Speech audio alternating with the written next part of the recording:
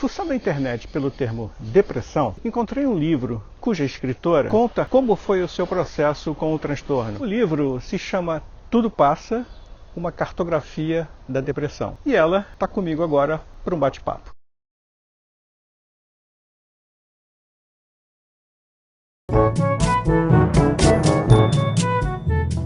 Salve, salve! Meu nome é Renato Neto, sou fotógrafo, videomaker, editor de vídeos, tenho vida fora da depressão e estou na envelhecência. Nesse canal eu me proponho a falar sobre fotografia, vídeo, depressão e velhice.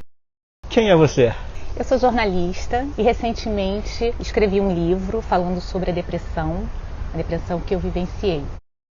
Como que a depressão entrou na sua vida? Começou com pensamentos que vinham até mim e eu não identificava como sendo meus. Só que aí os pensamentos começaram a vir com mais frequência. Então eu achei melhor procurar um terapeuta que fizesse expansão de consciência, que é como se fosse uma hipnose light, e para ver se tinha alguma coisa no meu subconsciente. E para minha surpresa, ele perguntou: esse pensamento ou esses pensamentos têm alguma coisa a ver com você? Você encontra espaço na sua vida? E aí eu falei: não, então não é seu. Eu fiquei mais descansada. Mas aí a gente começou um tratamento para saber o que estava acontecendo comigo. E nesse tratamento a gente precisava chegar a uma palavra-chave. A gente chegou até a palavra culpa. Era um sentimento que eu estava tendo, mas eu não sabia explicar culpa de quê, por quem.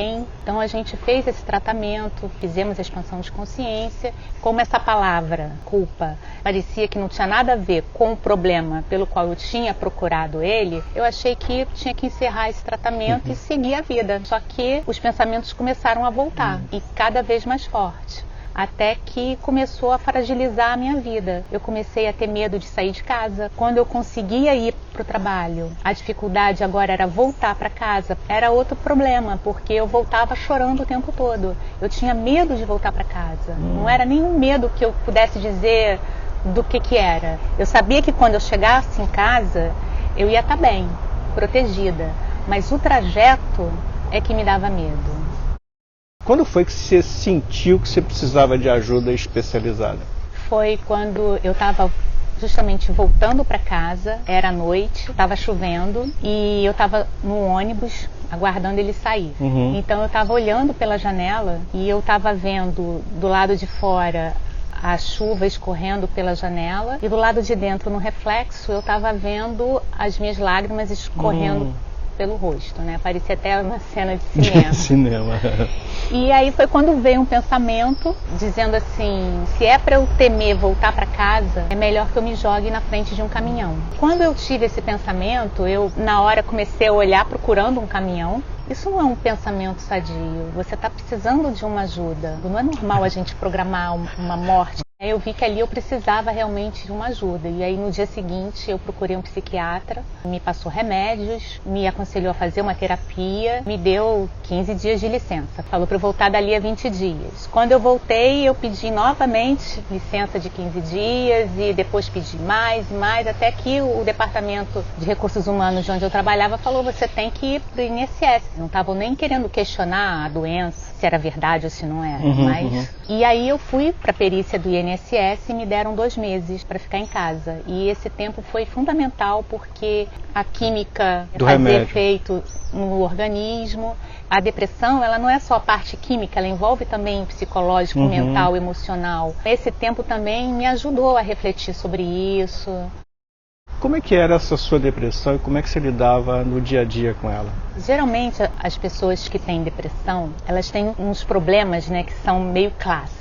Dificuldade para se levantar da cama de manhã, para tomar banho e para sair de casa. Então eu procurava criar saídas para isso, né? Então à noite eu colocava um bilhete na minha cabeceira, com uma palavra assim de ordem, um comando, para que quando eu acordasse, abrisse os olhos, eu lesse aquilo, aí eu já tentasse fazer o que aquilo estava me falando para fazer. Ou levante, ou acorde, ou sei lá. Eu tinha várias palavras. Porque uma vez que você levanta sem pensar... Já é Exatamente. Que aí você vai pensar de novo no que, eu não quero isso, eu não quero aquilo, você já está lá fazendo já tá as fazendo, coisas. Exatamente.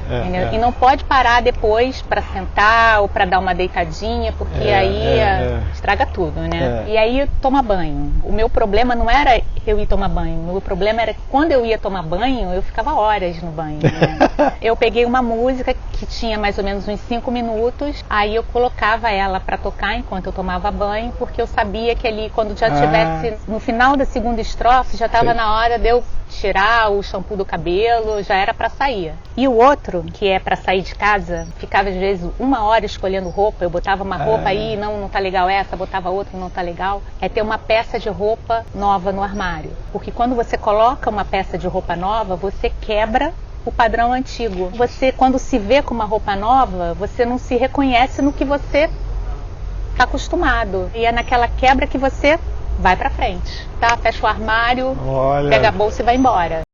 Quando e como surgiu a ideia de escrever o livro? Quando eu já estava lá pelo 6º ano de tratamento, eu achei que eu precisava fazer alguma coisa para promover uma mudança no meu tratamento. Porque os anos foram se passando e era a mesma coisa, eu estava vivendo e tal. E aí eu comecei a pensar, quando começou a história da depressão, quais foram os primeiros sintomas, que foi a culpa, porque a maioria das pessoas que têm depressão, elas têm esse sentimento de culpa. Eu fui lá atrás, nesses primeiros sintomas, fui refazendo todo o meu caminho, o tratamento que eu fui fazendo ao longo desses anos, e aí eu me propus a fazer o seguinte: no espaço de 1 ano eu ia procurar fazer atividades, terapias, alguma coisa de diferente que melhorasse a minha condição. Porque se eu conseguisse um resultado positivo, eu poderia transformar todo esse período que eu vivenciei a depressão uma coisa útil, que outras pessoas pudessem ler, pudessem se inspirar e também melhorar, procurar melhorar. Você superou a depressão, tanto que você escreveu o livro e brigou contra esse processo todo. O que foi que fez com que você mudasse essa chave? Foram 2 coisas importantes. Uma foi a observação. Eu já observava meus pensamentos, mas eu não tinha uma técnica. Conversando com a minha psicóloga, falando para ela que eu observava os pensamentos, que eu tinha acabado de ler um livro que falava sobre observação do pensamento e que a gente tem que prestar atenção no agora, no presente. Aí ela falou, você está descrevendo uma prática chamada mindfulness, atenção plena, que você foca a sua atenção no momento presente, pela respiração. Quando você sentir que saiu desse momento, está pensando demais no passado, porque a gente, quando pensa no passado, a gente acaba trazendo emoções daquele passado e acaba vivenciando, o cérebro reconhece aquela emoção como sendo do presente e não é uma emoção do presente. Então você foca na sua respiração, deixa o passado lá, ou então quando é no futuro, né? A ansiedade faz com que você pense, traga o futuro para o presente. E não deve ser assim, né? E a segunda coisa foi a prática da gratidão. Eu entrei para um grupo de WhatsApp que ia fazer a prática de gratidão por 28 dias. A gente era estimulado com áudio, todos os dias um áudio diferente, com exercícios neuróbicos e também estimulavam a gente a escrever 10 coisas pelas quais nós éramos gratos. Então, quando chegou no 24º dia, eu estava na cadeira do dentista e sentia uma coisa por dentro, como se eu tivesse levado um choque, como se tudo tivesse acendido dentro de mim, uma luz muito forte. Até então, um dos sintomas que eu tinha na depressão, que eu mais tinha, era a anedonia, que era a falta de vontade de fazer as coisas, falta de vontade pela vida. Eu não sentia mais esse prazer. E aí, nesse momento, eu senti meu corpo por dentro todo iluminado, como se eu estivesse assim, plena de vida por dentro. É como uma lâmpada que você vê quando ela está com 100% da capacidade dela de iluminar ou se ela está fraca, né? Então, parecia que aquela lâmpada dentro de mim estava muito mais até de 100%. E eu ficava olhando para um lado, olhando para o outro e pensando, o que está acontecendo? Onde é que está a minha angústia? Onde é que estão aquelas questões? Não tinha.